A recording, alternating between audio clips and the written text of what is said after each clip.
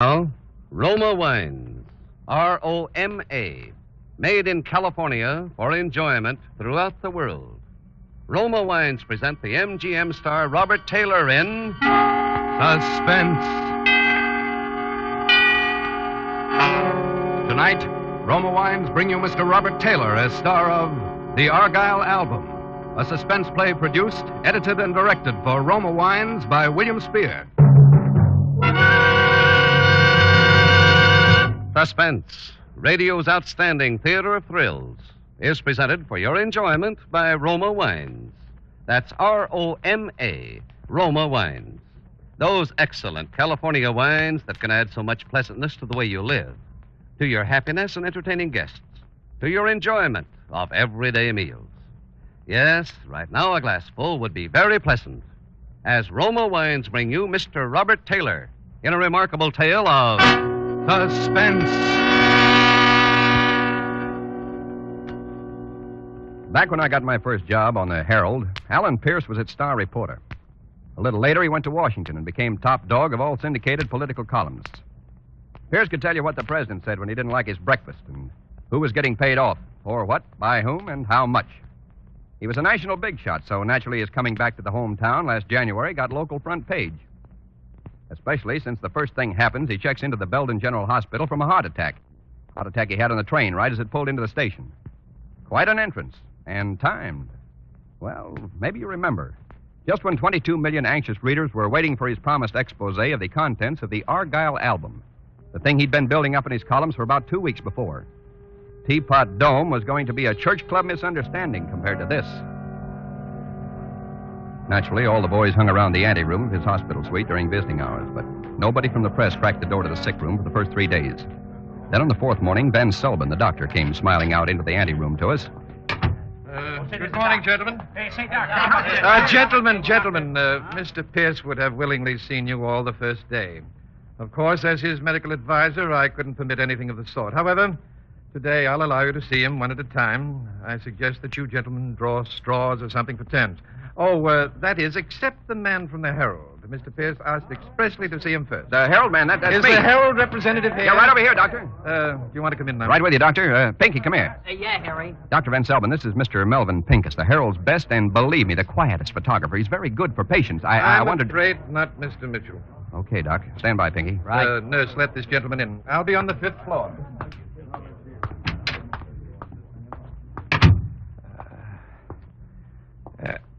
Hello there. Say, you're Harry Mitchell, aren't you? That's right, Mr. Pierce. Just make it Al. Right, Al. So you're young Mitchell. Well, how time flies. I spoke to the old man on the phone. I said, send your next Alan Pierce over. And he sent you. Do you consider that a compliment? Compliment. I'm going to hit him for a nice fat raise. Well, Harry, have you got your questions all written down like a good reporter should? No, I don't work that way. Neither do I. I suppose you want to know what the Argyle album is. Yeah, that's about it, only it's your business, whatever it is, so I can't ask it. You're a smart boy. But I'll ask anyhow. What is the Argyle album? Good. Now, how shall I begin? You're not really going to tell me. Harry, it's got to a point where I think I ought to share it with somebody. Preferably somebody like myself, who thinks like me. But I'm going to ask you not to use this unless I'm not in a position to. It's a deal. Well, you know what an album is. This is quite a fancy-looking one. White-tooled leather bound, and a flaming crimson double-headed eagle crest etched on the cover. It's an impressive item. Maybe you better take it easy, Mr. Pierce. You were going to call me Al. Okay, Al, maybe you better just... No, I'm all right. It's... I guess I'm a little dizzy. You want the doctor? No, just a drink. A drink of water, please. He lay back on his pillow, breathing terribly. There was a thermos on the bedstand that turned out empty. I grabbed a glass and ran into the bathroom, filled it from the tap.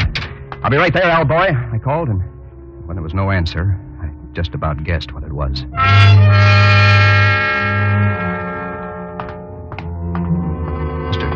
Mr. Pierce.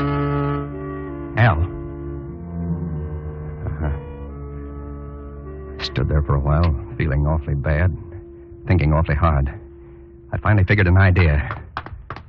Hey, Pinky! Huh? Oh, here I am, General. Is he going to pose? Yeah, he's going to pose. Come on in here. Pinky, look at him. He's dead. Huh? Passed out while we were talking. This is our beat. It's big. It's a scoop. I don't want those other tin horns out there cutting in. What are you going to do? Going out and phone. You stay here and don't let anybody through that door. You're not letting me along with him. An old hound like you, are you kidding? I don't like it. I don't like it. I went out to the pay station in the hall and phoned in the story. Then I found Dr. Van Selvin on the 5th floor and broke the news. Between the 5th and the 7th floor, where Pierce's suite was, we picked up the chief surgeon, superintendent, 4 nurses, and litter bearers and attendants. We went through the anteroom where the reporters were. The newspaper boys smelled something was up. Nobody let them in Pierce's room. The official hospital gang and me barged in and headed straight to the bed where the corpse was. I got a funny feeling. Pinky wasn't in the room. Dr. Van Selvin and the chief surgeon went over to the bed and pulled back the covers, and you could feel the shock go through the whole crowd. A long steel scalpel was sticking right up in the middle of Alan Pierce's chest.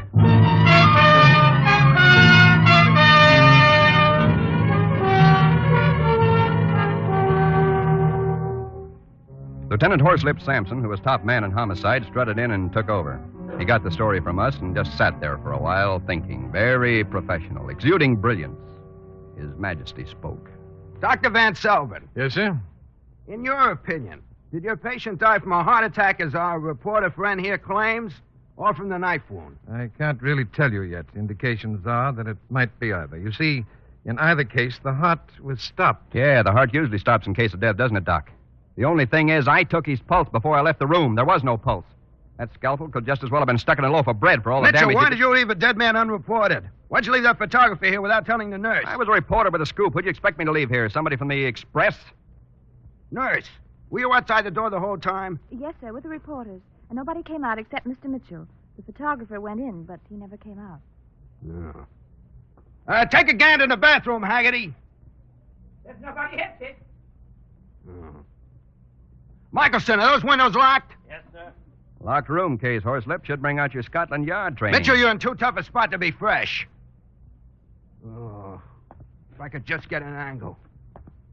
Must be an angle. He got up, sore, and started looking around himself. He walked over to the white bed screen in the corner. It's funny, it stood there all the time. Such a natural piece of hospital equipment, you never noticed it. But now, even before he touched it, I knew what he'd find there. He started to pull it aside like somebody looking hopelessly in any unlikely spot for a lost collar button. But before he had his hand on it, I was at the door. I was practically on my way out to the anteroom when they let the screen fall over, showing Pinky all huddled up among his photographic equipment with a surgeon's scalpel sticking out of his neck. Hey! Hey, Michelson! Get him! I yelled at the reporters in the anteroom that they could go in now. The crowd coming out after me met the crowd going in, and I was in the corridor while they argued it out. I was around the corner and in the elevator before they got to the corridor. And I was in a borrowed ambulance before anybody could ask embarrassing questions.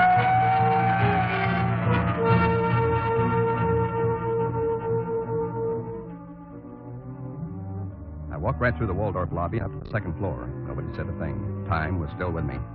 I knew Pierce's secretary was keeping suite 213 for him until he was supposed to get out of the hospital. One moment.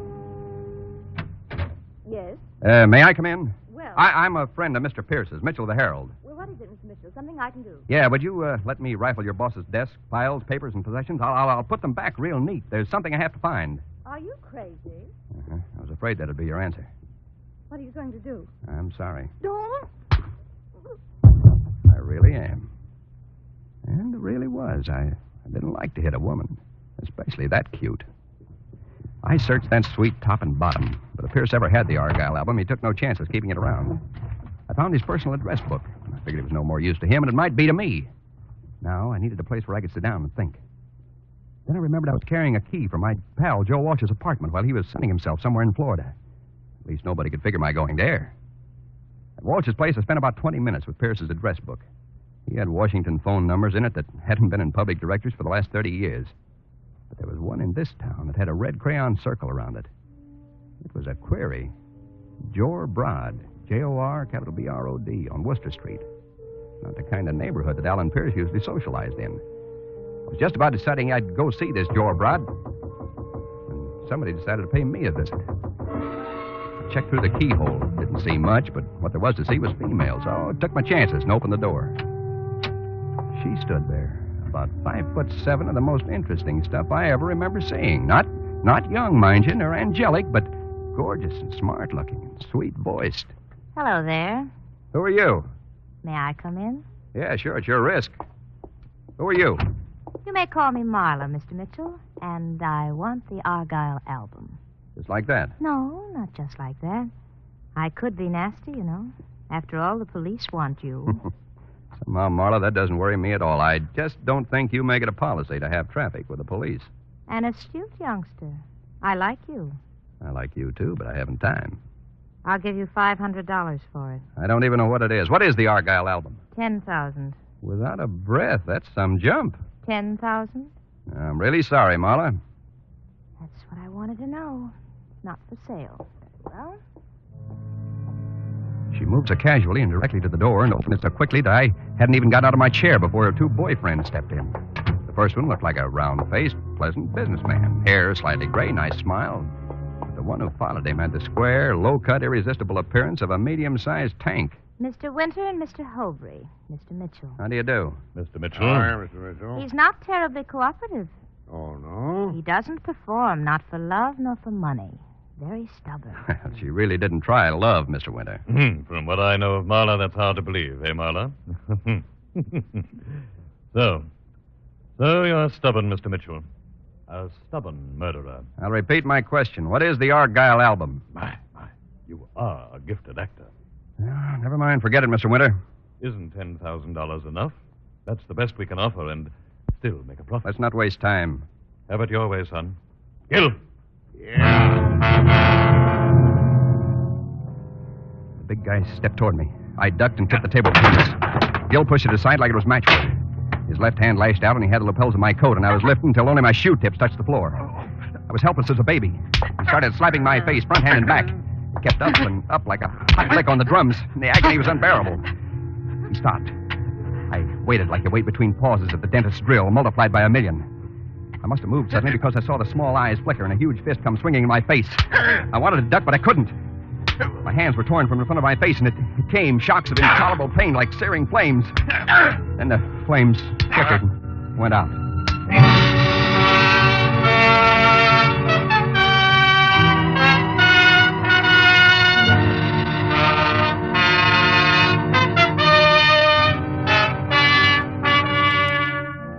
For suspense, Roma Wines are bringing you as star Mr. Robert Taylor in The Argyle Album by Cyril Endfield. Roma Wines' presentation tonight in radio's outstanding theater of thrills, Suspense.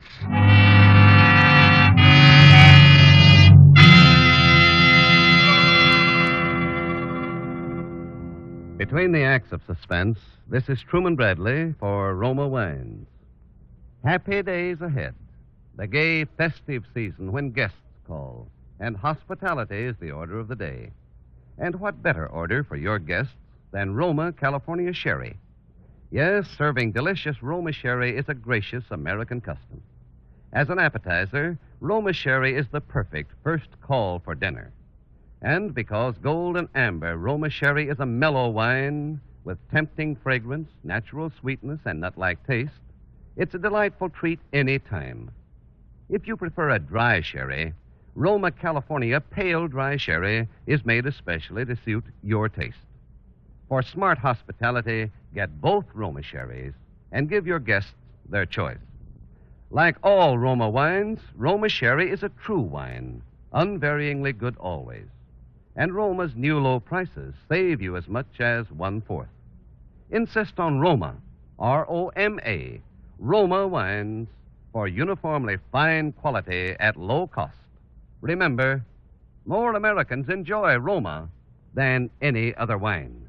And now Roma Wines bring back to our Hollywood soundstage Robert Taylor as reporter Harry Mitchell in The Argyle Album, a play well calculated to keep you in suspense.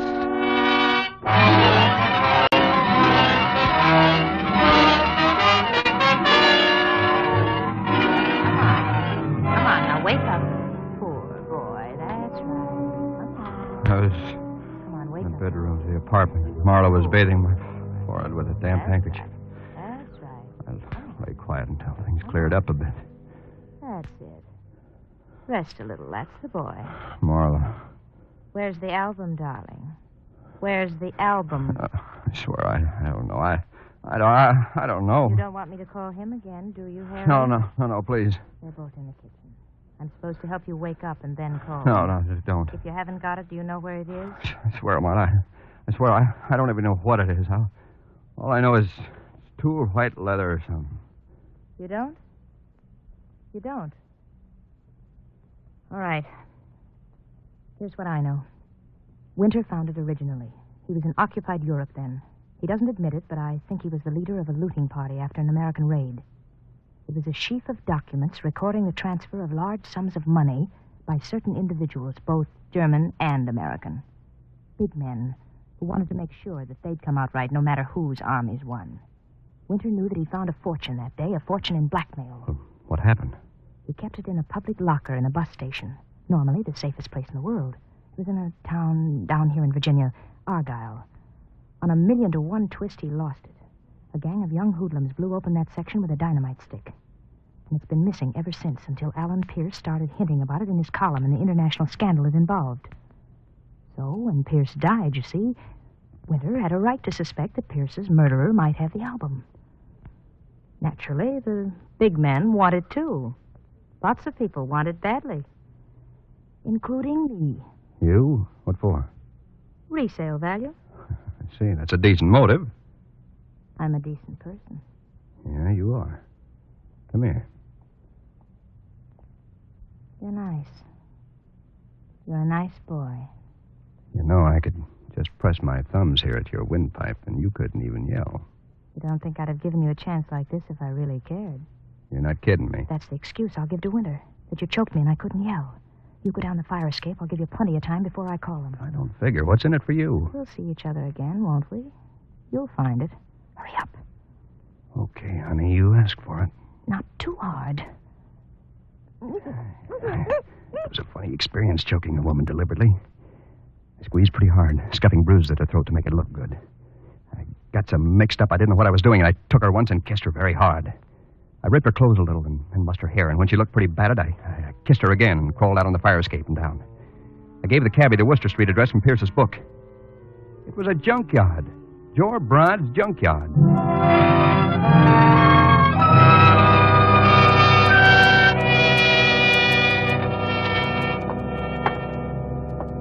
What do you want? Are you Mr. Brod? Jor Brod? That's my name. What do you want? The Argyle album. What? Oh, did you? Oh, I know you. You are that Mitchell guy the police want for the murder of Alan Pierce. If you move, I'll kill you. I got you figured, Brod.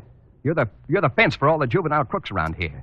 Some junkyard. I'm on a lot better terms with the cops than you are, Mitchell, and I'm phoning them right now. Sure. One of your kids brought you a nice white leather book with a two-headed eagle on it. Maybe you stretched and gave him 2 bits for it. Then you found you had something too big for a little guy. You knew it was worth dough, but your stomach wasn't tough enough for big-time blackmail, so you figured a way to be a right guy and still make dough.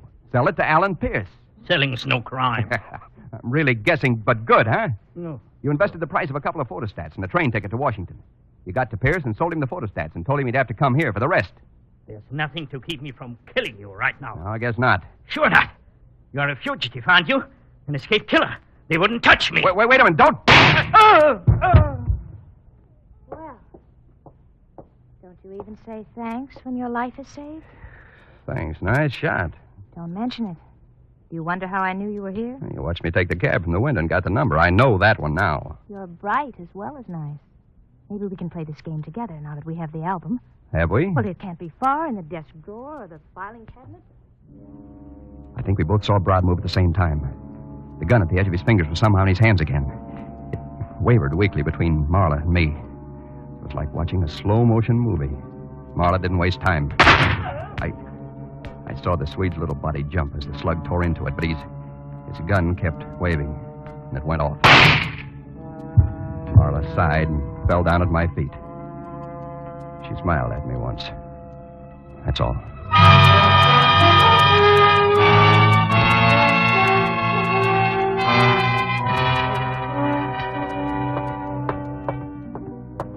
I walked through 3 cops in the halls of the police station, getting no more reaction than a nod of greeting, and entered Horselip Sampson's office. Oh, thanks for the phone call, Mitchell, but you gave us a bum steer.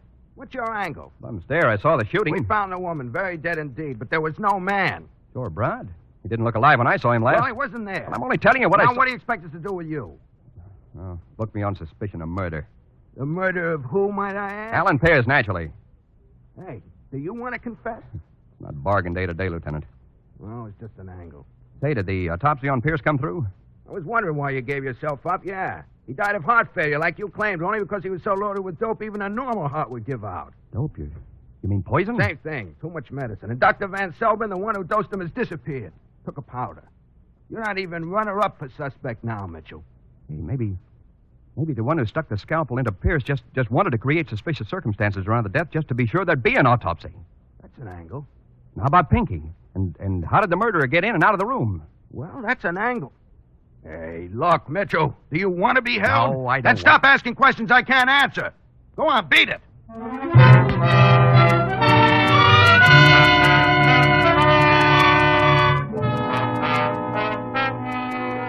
Still wanted to crack it. I found myself nursing a deep belief that there must be equal justice for the murders of a man I loved, another I respected, and a woman I admired. There was only one place I could figure where to start.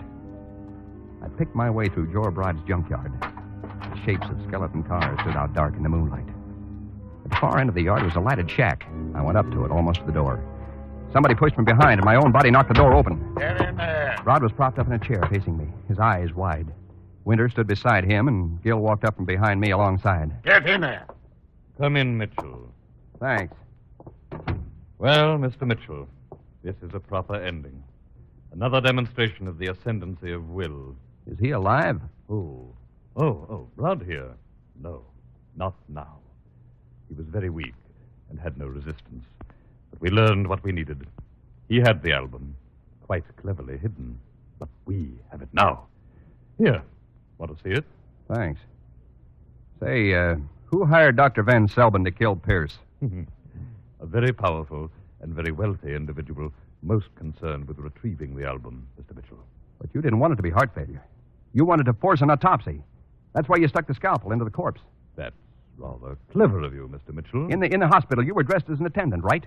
You got behind that bed screen sometime early in the day, probably early in the morning before Pearce woke up, right? You were willing to wait a long time for what you wanted. It was very tiresome. You hoped to find out from Pearce where he'd hidden the album. You found out instead that Pearce didn't have it. But you knew that Pearce was going to die anyhow from the overdose, so you decided to put the doctor in a compromising position with a scalpel, forcing the autopsy. There's only one conceivable reason for you to have placed yourself in a hazardous position just for the sake of compromising the doctor. And what, may I ask, can that conceivable reason be? That you are the powerful and wealthy individual who got Dr. Van Selbin to do Pearce's murder. That you're no more Mr. Winter than I am. Well, The original Mr. Winter who smuggled the album out of Europe, you eliminated when he first tried to blackmail you and your fellow thieves. By that line of reasoning, I was able to do a little research in the files of my reporter's memory. And in spite of the fact that you have no mustache and that there are several other slight physical changes that could easily be adjusted, you have an amazing resemblance to the very powerful, very wealthy Mr. Gerald K. Avery. Huh? What's that? A theory. But isn't this indulgence in violence a strange occupation for a man like Gerald Avery? Not at all, Mr. Avery. A man doesn't become an international power by going to Sunday school every week. You decided nobody could do your dirty work for you better than yourself. I suppose you felt you needed help, so you got a professional adventuress like Marla to work with you, on the grounds that you yourself were an adventurer, a blackmailer. Same goes for Gil here. Your time's run over, Mitchell. And Pinky. Of course, it doesn't bother you that you killed a nice guy with a nice family. To you, he was only in the way. You stuck the scalpel into Pearce's corpse to save yourself some more trouble. The trouble of paying off Dr. Van Selbin. He'll probably show up floating. You dragged Pinky behind the screen, and you got behind with him and hid. Then when all the doctors and attendants broke into the room and rushed around Pearce's bed, you stepped out casually from behind the screen and mingled with the crowd. You were dressed for the part. As a reporter, Mr. Mitchell, would you describe that exploit as daring or brilliant? No, Mr. Avery, I'd use the word selfish, traitorous, foul. Your morality sickens me. No, Now, Mitchell. there's only one more thing you didn't count on. Gil here. Gil has nothing didn't- to do with this. Oh, yes, Keep he has. your mouth I'll shut, do nothing of the Mitchell. sort. I'll tell Gil. Let him talk. Why, Gil, you fool. Let go of my arm. Let him talk. Thanks, Gil. And just keep hold of his arm, will you? Talk. Okay. As I was saying, Mr. Avery, you forgot that Marla and Gil have been playing along with you because they figured you were their kind. There's a certain honor among little crooks, but not among you big-timers, Mr. Avery. Now you have the album that couldn't hurt anybody but yourself. Who's to blackmail? Where's the payoff? Gil's wondering what's going to protect his interest, aren't you, Gil? He knows now what's happened to Dr. Van Selben. You see, he figured you for an honest crook, not a big-timer. You're not listening to him, Gil. He's only playing for time. Only trying to save his own miserable skin. I'll pay you off, Gil. I'll pay you more than you ever dreamed. Oh, you really are Gerald K. Avery, huh? Don't be an idiot, Gil. You cooperate with me.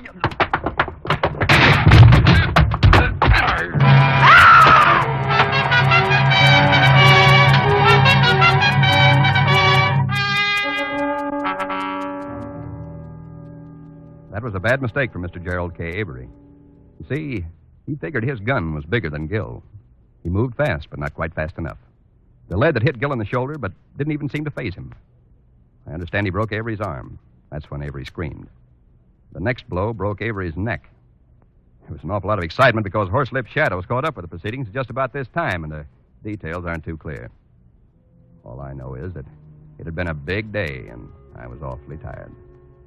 I went home, climbed into bed, put my head on a nice pillow made of tooled white leather, and slept a long, long time.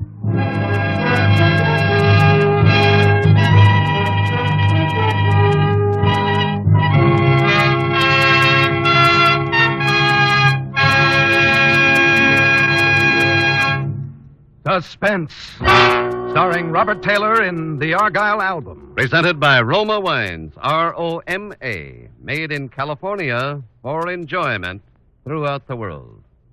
11 more shopping days to Christmas. No shopping worry for those who plan to give fine Roma wines this year. Roma wines are easy to buy, always welcome. And gifts of Roma wine can be as impressive as you wish. One bottle, several, or a case in colorful wrappings. Says famed hostess Elsa Maxwell, gifts of Roma wines are always in perfect good taste. Flatter your friends. Save time and money with gifts of Roma California Sauterne or Burgundy. Delicate, pale gold Roma Sauterne. Red, robust Roma Burgundy. Make meals more flavorful, more friendly. Remember, all Roma wines are true wines from selected grapes, unhurriedly guided to taste perfection, then bottled at the wineries in California. Now, Roma's increased sales make possible new low prices. No wonder more Americans enjoy Roma than any other wine. Insist on Roma, R-O-M-A, Roma wines for good living, good giving this Christmas. Robert Taylor appeared by courtesy of Metro-Goldwyn-Mayer, producers of They Were Expendable. Next Thursday, same time, Roma Wines will bring you Keenan Wynn and Hume Cronin as stars of Suspense, radio's outstanding theater of thrills. Produced by William Spear for the Roma Wine Company of Fresno, California. This is CBS, the Columbia Broadcasting System.